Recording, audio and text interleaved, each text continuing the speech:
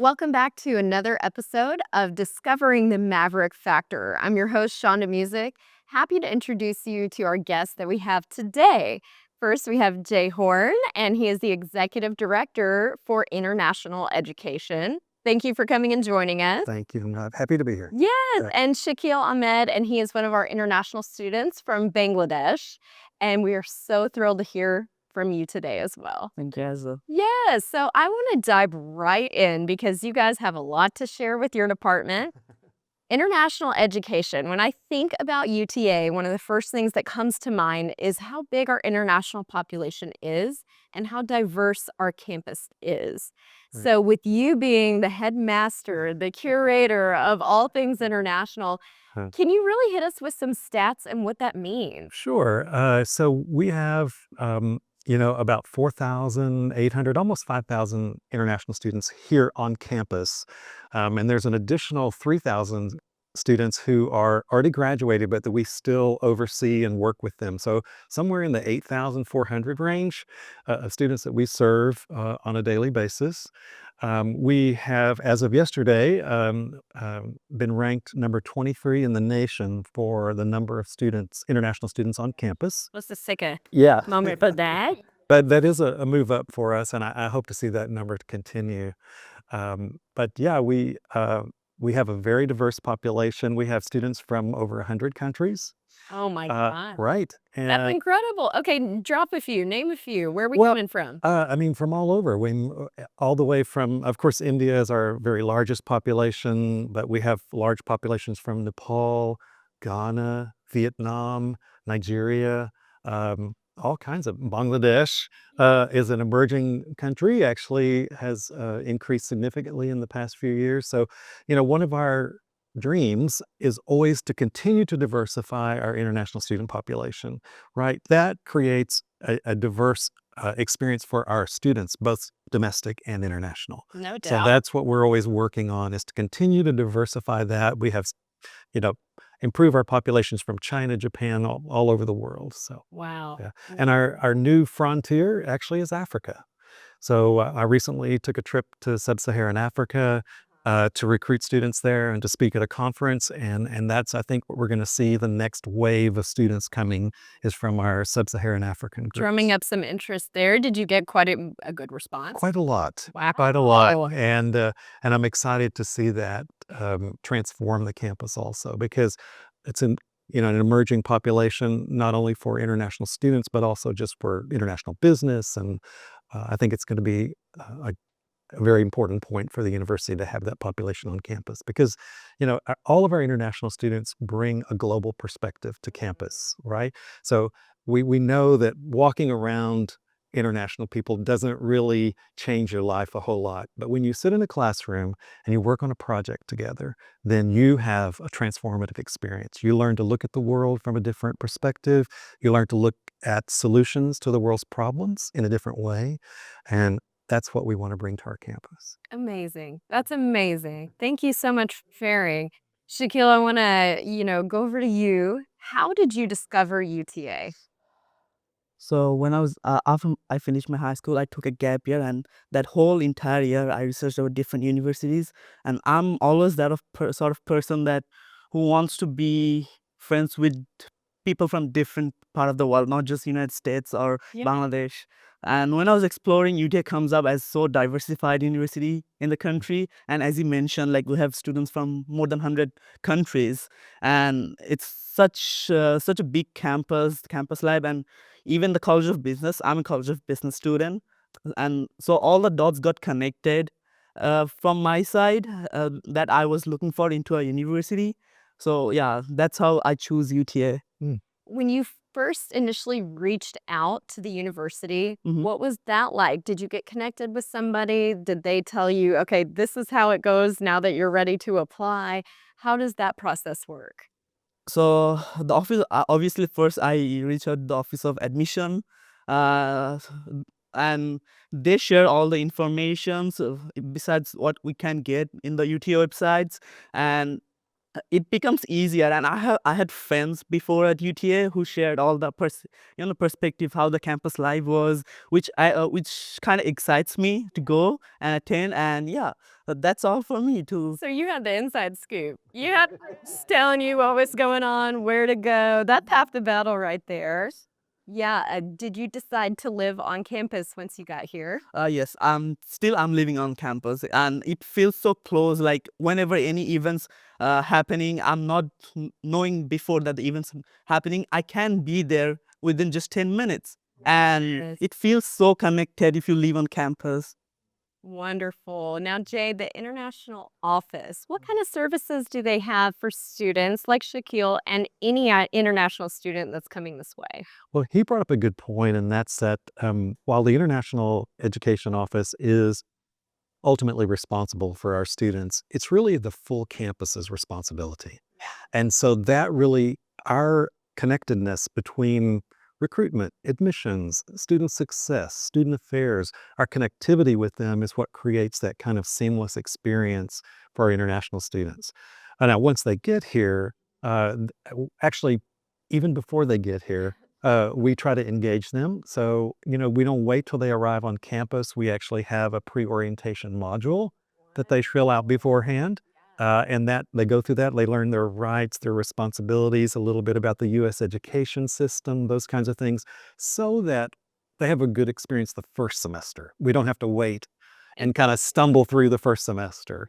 Of course, we have orientation, but we have a really robust onboarding process so that we get them connected. And about 6 years ago, I developed a new department called Global Engagement. Oh my goodness. Look at you.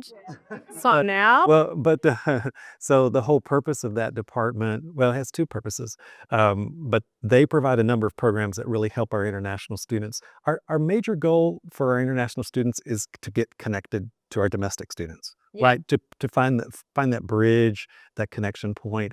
So we have programs that we have a language exchange program. So we connect one-on-one students, a native speaker with a language learner, and then they learn language, but they also have a connection point, they have a mentor, and that can really make or break the international student experience. Definitely. And I feel like that's so encouraging while you're learning a language. The biggest component of that is practice. Right. And so it gives them somebody and a resource and a connection to really grow that skill. Yeah. And you think about coming from a foreign country alone, you're on campus, a new place, everything's new. It can be a pretty isolating experience, right? If there's not some kind of way of getting connected personally. And so we have those individual connections, but we also have, we talked about Global Grounds before we started filming, but that's a great place for, just casually meet for homemade chai, which is delicious, and some snacks, and just to, have casual conversation and make connections that you might otherwise not make. Sure. So since you brought it up, I want to know a little bit more, especially to our audience and our viewers who has never heard of this before. Global Grounds is something that happens on UTA campus as a part of your department. Yeah. But tell us, how frequently is it happening? What goes on during that? All of the juicy little details we need to know to participate. So I brought Global Grounds here from Cornell University when I came in 1996. And from the moment we started, it was, I would say, a gradual success. And it was one of those things that kind of took a little time to pick up speed on. But we make homemade chai, and we serve, kind of snacks. In the old days, it was every other Thursday, so hard to get some kind of continuity. Sure. So I would say post-pandemic, we changed to every Thursday. And now we have somewhere between 300 to 400 students that show up every Thursday. And I would say we go from 4 to 5:30, and 6 o'clock, there are people still standing there because, they've made a connection, or, it's Talk about building a community. right. And that's really what we're That's trying what to it do. is. Yeah, I like the consistency of every Thursday, and that this might be a connection piece for somebody who says, you know what, I'm going to stop by Global Grounds. I'm going to have a good cup of chai. I'm going to have some good conversation. And even if it takes that student a moment or a few times visiting to warm up to others, with that consistency, they still know that it's going to be there, people are going to be there, and they can warm up to it as I please. Yeah. Great. Yeah. That's great. Now, Shaquille, what is it that makes home away from home here for you? Uh, the community I get here, and even the workplace. I work for global engagement department. My colleagues, they're my good friends, and I have to mention. I know it's a repeat, but I have to mention global grounds. Like it's such a melting pot of from different people around the world, and I made the most amount of connections, friends, networks through global grounds every Thursday. Mm. And it's, yeah, it was one of the changing thing for me to just to adjust in a new culture. And even on the campus, that like different events that are happening all around the campus every month from YE. And it's, you got to see many people. And through those situations, like when you are alone, you feel missing home. And these are the things that first like give you a calm sense of calm. Mm. I love that so much. That is just that's all you could ever wish, Jay. I hope that hearing that makes you go, you know what? We've really done something special here. Exactly. Shaquille, if you had advice to give somebody who's looking to come to UTA from another country, what would that be? I'd say first look into the thing like what's you passionate about academically, because this is the academic is the first thing that we're here for. Yeah. So I'll ask them like just to explore like what are the fields that you want to study and pursue, and look into the websites, or even talking to professor, just email them, they'll reply always. And this is that's one of the thing that I'm always get advantage of, like the academic staff or the faculty in UTA, they're just mind blowing. Every time you go to them, they help you. They just want not they're not just academically knowledgeable, but they are always trying really hard for each and every student to Mm. succeed in their field. So I'd say just explore the different academic fields and choose one. Don't just change your major after your junior year. That's not good for you. And yeah, just learn more about the different departments on UTA. And if you have any questions, just reach out to Y. Mm. Wonderful. Well, hopefully that helped you feel integrated. Mm-hmm. Is there anything you've done, experienced here, any UTA traditions that you tell your friends and family back home about, and they go, "What? No way." You know, we have oozball, mud volleyball, we have bed races with the mattresses. Is there anything that kind of made them go, "What do you mean?" Yeah, like there are a lot of events, like different games. When I first arrived in the campus, like I was struck by the diversity, obviously, and different types of game, as you mentioned, that I never played before.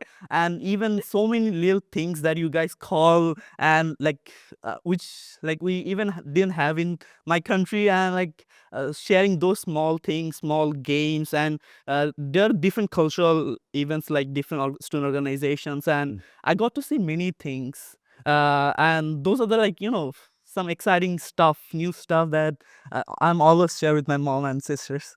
That's wonderful. I love that. Hopefully they feel a little piece of that Yes. too. Yeah. Mm. Great. And Jay, now we were chit-chatting a little bit before we got going. You are nearly 30 years in at the University of Texas at Arlington. True. What are some of the milestones along the way that you just feel infinitely proud of in building this program? Mm. Um, definitely growing the international student population. I mean, when I started here, there were 1,100 students, and now we're close to 5,000. Wow. And so creating a system that still provides a personal touch to students, but actually works for the scale and volume of students that we work with. Definitely starting the global engagement program. And I wanted to say a little bit more about that. Um, the main reason I started global engagement, we had an international program coordinator who attended to the international student needs, but part of that global engagement program is to reach out to domestic students.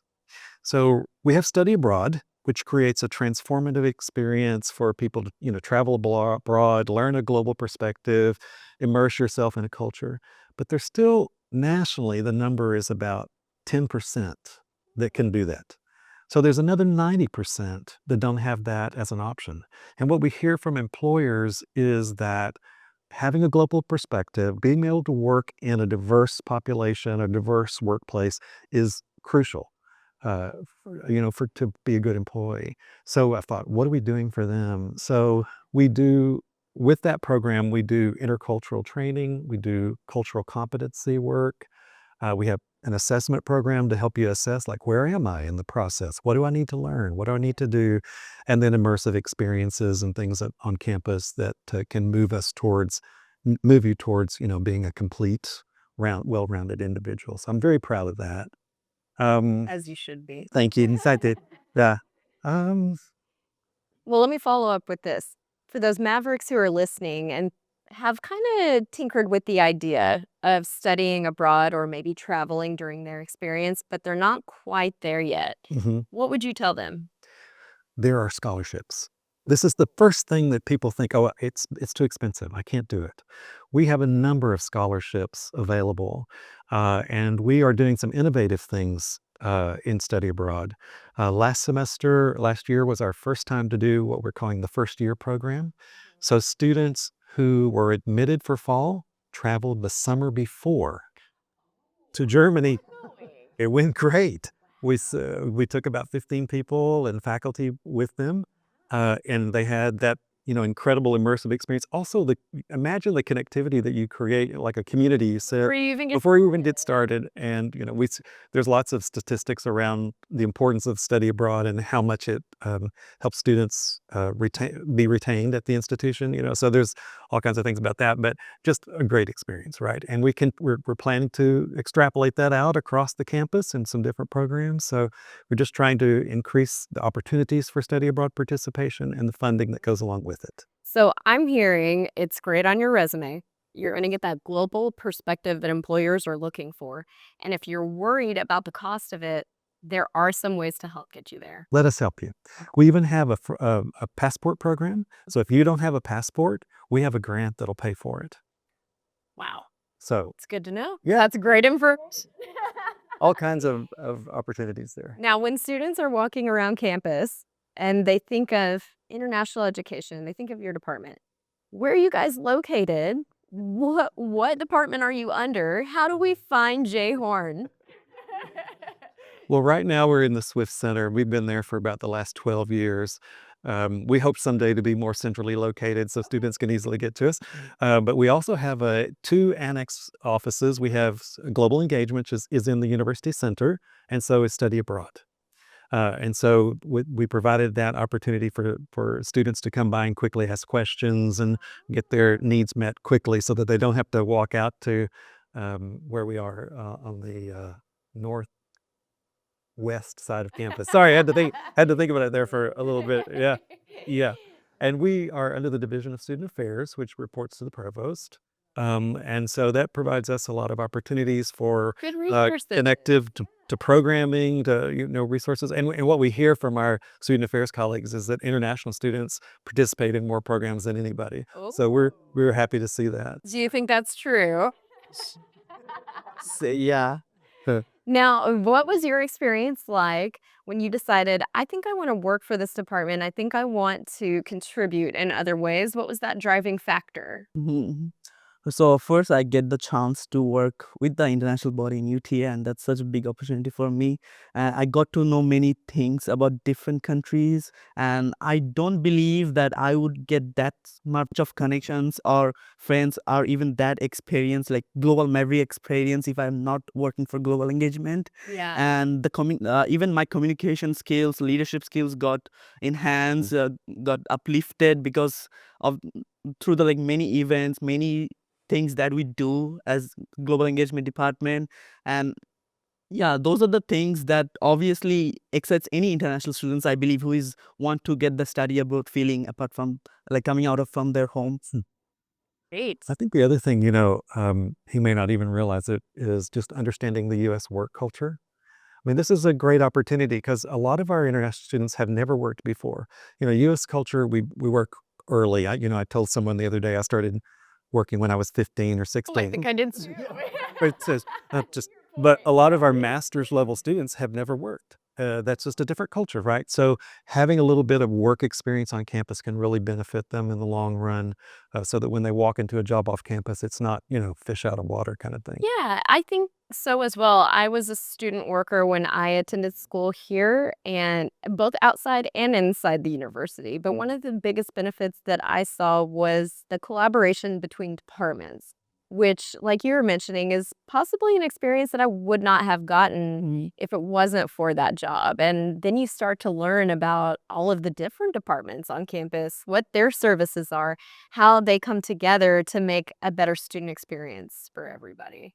And I always keep telling my supervisor that you're just giving me the corporate vibe at the student age, like 8 to 5, that times scale, and we have a cubicle and so many things that you're getting the semi-professionalism in you as a student. Some of that work etiquette, Yeah. how we're dressing, how we're coming prepared to meetings, how we're taking notes, those kind of Yeah. things are pretty critical skills. And we have meeting every week. That's also a thing that I like, getting that professionalism at this age. So yeah. Yeah, no doubt, man. And you guys are fascinating to talk to. I really think that this is such meaningful conversation, especially for those members of our community who may not know anything about it. Say you're a local kid, grew up in the area, grew up in Texas, decided to come to UTA. This is, like you said, a perspective that you just wouldn't get somewhere else. Right. It's very unique to UTA, which I love. For each of you, this is a question, something that stands out in your time here that was just super memorable. Oof. Even first, no, too many. Yeah. The Top memory. things are Hard to try. you're your sophomore year, so you've got 2 years of Okay, well, I'll say one. So I have been blessed to be a part of the development of international agreements with different institutions internationally. So bringing universities together, working with them, and as a part of that, I met the Princess of Jordan. She was she like. she was wonderful. So she was, when you say princess, you think of somebody with a wand and a little crown, but she wasn't like that at all. She was the mother of the king, and she was on campus, Princess Muna of Jordan, and she was here to work with our nursing program. She is head of the nursing council in Jordan, and I was intimately involved in that process and all the hosting that included, and that was, something I'll always remember. Yeah, I would hope that you don't forget a single moment of that. Yeah. Incredible. Yeah. How about you, Shaquille? Well, I don't have that much of big thing that he had. No princesses in your story yet. But yeah, maybe last month, yeah, I got invitation to a focus community, like the community who is rebuilding the new UC, and they're talking with students, what are the things that you can change in the UC, and they asked for a few international students who can represent the international body and talk about things, the needs of international students in the UC that they can put. Their building, and so I got invitation from there. So that was the thing, like I'm representing that such a huge international body to them, and like asking them for our needs and what they can change in the new UC. So yeah, these are the things I would say. Would you care to share your perspective on things that you hope to see in the future? In the UC, Sure, yeah. I'd say more food options. Yeah. We have like okay, we're just done with the same things, like same the food court. Yeah, we enjoy, but if there's many food options and even like halal options, food dietary, if they're like concerning that part, and more spaces, obviously the UC, more lights for sitting, and sometimes students study in the Polodoro, but at the not enough light maybe after afternoon. And yeah, like places to sit, and all of my friends coming up with the thing that we need sleeping bags. Somewhere to Yeah, take a quick like drinking hot. And yeah, there's so many things that we need, but these are the things that comes up first. I was also excited to hear that renovations are coming to the UC, and they, of course, it's such a central hub for everybody on campus. They've had to do it in phases so that it's still functional. but I hear that this next upcoming one is going to be quite something. So I really, really love that you've been able to put your opinion in there to represent the students and to give them some guiding advice on things that would be helpful. Wonderful. Well, Yeah. you guys, I think we're nearing the end of our conversation, but I'd be remiss if I did not bring up the International Food Fair. This is an event that you guys do every year. It's something that I remember from my time, and I want you guys to just share all of the wonderful things. This is an annual event, correct? It actually happens 2 times Two a year in there. Yeah. annual. It was annual for some time, but now it's 2 times a year. So right now, this week is International Education Week, which is hosted by the Department of State and the Department of Education. And it's a time that was used to focus on the importance of international education and study abroad.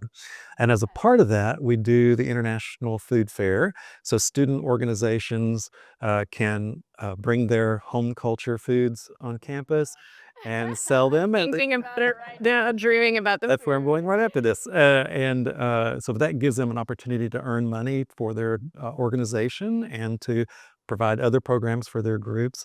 But it gives a chance for the campus to really delve into, food's such an important part of culture. Oh, Right? absolutely. And so that's just, one gateway into a culture is through their food. So, Does this always happen mid-November? yes, This time of this it's the semester? week before Thanksgiving. Okay, that's Always. good to know. So if you've missed it this year, put it on your calendar for next Right. year. And another one in spring. So. And another in the spring, just in case you miss it. But you mentioned that this is a way for organizations to raise some money. We speak a little bit on different organizations that this campus has for international students. Well, there are a number. I mean, the Nepalese Student Association, the International Mavericks Association. Really, there's one for One almost. for everybody. Yeah, there really is. And those are two of the larger ones that we see. We want to reach out to students who don't have an organization yet to say, hey, this might be a good opportunity for you to share your culture with the campus, but also to meet with each other and get connected Right. within your group. So. Are you a part of any of these organizations? Not until now, but yeah, I'm connected with Bangladesh student organizations. Great. Yeah, That's awesome. I know if you get on Mavorgs, there's just hundreds and yeah. hundreds of I haven't options. finished. Yeah. It's one of my favorite things because, like you said, I think there is a little bit of something for everybody. And anytime I'm talking with students, I encourage them to just go explore on that website because you think, okay, we've got everything from jujitsu to off-campus Maverick Right. to different languages, different sports. I mean, there really is chess, whatever you're into. Or something. I've heard. Whatever you're into. Okay, well, we've gone through a lot of different things. Any parting thoughts that we have not touched on that you guys want to bring up? What's next for the future? There's so many things, right? There is a lot on the horizon politically, so we'll, be responding to whatever changes occur then, and that always presents opportunities. Some people get concerned about that, but it's an opportunity for us to meet the needs of our students. I think what we're always doing is looking for innovative ways to make the student experience better. So we are partnering with recruitment and enrollment management and student success to create this more robust communication process with students, but also streamline our processes once they arrive. And so that's really our focus right now for international students is this streamlining of a process so that we're getting kind of techie here, but get into that really changes the student experience, right? Yeah. If they're not walking paper around and it's something that can happen electronically and get the signatures that are required, then that's an important part of that process. Well, and we all know how frustrating that can be once you're excited to go somewhere, you get there and you run into stumbles along the way. Like you said, making that smooth really does change the experience of getting here and getting started. So Yeah. that's great. Right, and the other part of that is listening. That's what we have to continue to do, right? Because each student's experience changes as time moves on, right? The student experience in 1990 was not the student experience now, right? So we got to keep listening. What's the next thing? What can we do better? What can we do more? And so that's what we'll continue to do. Wonderful. And Shaquille, what's next for you? What does the future look like here at UTA and beyond? I just want to get more experience as a student in the campus. And I believe that UT has a lot to offer me in the next. I'm a sophomore, so I have 2 more years left. So UT has a lot to offer me in the next 2 years. And yeah, just I'll get to see more people and maybe more faculty, more staff, more cultural things that. And I believe I'm not well known of everything till now. There's a lot to know. Yeah, no doubt. Man, you guys are just so robust conversation. I love talking with you guys. I could probably talk for another hour, but of course, we've got to be sensitive to those folks who are tuning in and sticking with us. So we'll leave with this. Would you describe the Maverick factor in 3 words? Be a global maverick. Oh, That's my word. a global maverick. I like that. So that's our title, our names, the Global Mavericks. But But it resonates. yeah, I like it too. I might steal that one, but I would just say globally impactful education Definitely. or experience. Yeah, Yeah. but next time with an exclamation. Yeah, well, I see. I love it because it's everything that you guys represent. But thank you so much for coming and joining us. Jay, Shaquille, you have had so much wonderful information to share, and I hope that our viewers got as much from it as I did. This was wonderful. And as long as I've known you, I feel like I was still discovering new things about you all throughout this conversation. That's great. Yeah. Shaquille, is wonderful to get to know you as well. And for those of you who tuned in, Mavericks, thank you so much. This has been another great episode of Discovering the Maverick Factor.